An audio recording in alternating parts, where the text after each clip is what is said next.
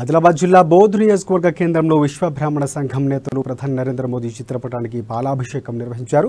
గత 75 ఏళ్ల స్వాతంత్ర్య భారతదేశంలో మొట్టమొదటిసారిగా విశ్వకర్మల అభ్యున్నతికి ప్రత్యేక పథకాన్ని మోదీ తీసుకొచ్చారని విశ్వ బ్రాహ్మణ సంఘం మండల అధ్యక్షులు చాబంతుల శ్రీకర్ అన్నారు.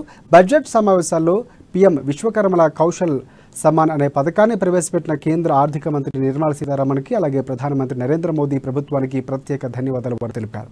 విశ్వకర్మల స్థితిగతులు అర్థం చేసుకుని పంచవృత్తులకు జరుగుతున్న అన్యాయాన్ని గుర్తించి తమ వర్గం వారిని ప్రోత్సహించేందుకు కృషి చేసిన మోదీ సర్కారుకు వారు ప్రత్యేక కృతజ్ఞతలు తెలిపారు.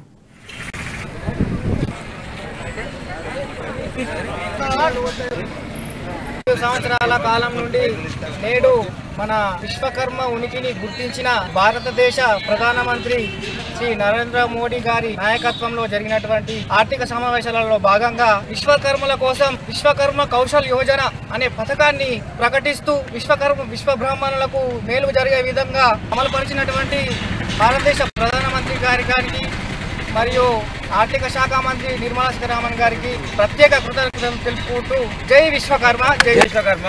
ఈ రోజు భారతదేశంలో ఉన్న విశ్వకర్మ అందరికీ శుభదినం.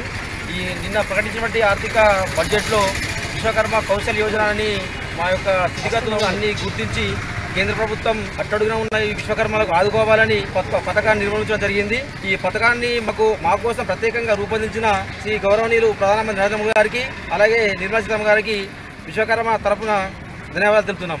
సంవత్సరాల కాలం నుండి